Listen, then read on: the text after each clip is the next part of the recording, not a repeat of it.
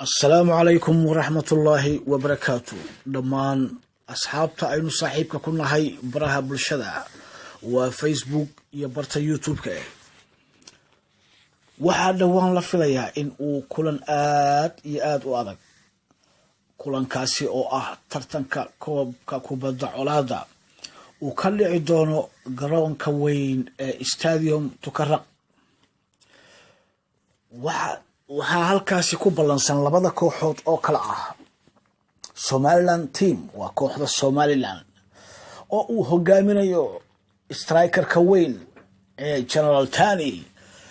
iyo sidoo kale kooxda kubadda colaada ee Puntland oo isaguna uu hogaamin doono General Saciid Dare oo ah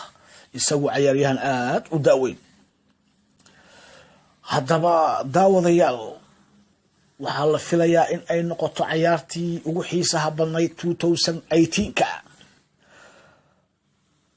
ciyaartan lugteeda hore oo la wada ciyaaray ayaa gool iyo eber waxaa ku badiyay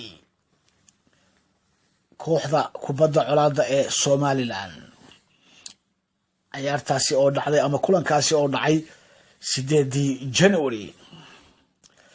tabaabusho dheeraad ah iyo caalamiinta fara badan iyo gaadacyaal badan oo ay sameeyeen kooxda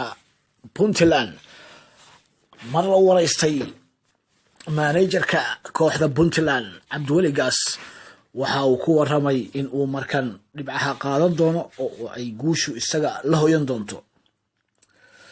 sidoo kale mar ay TV-yadu wareysteen managerka kooxda Somaliland Muuse Biixi ayaa isagu ku waramay in mar walba uu noqon doono midka guusha hantiya haddaba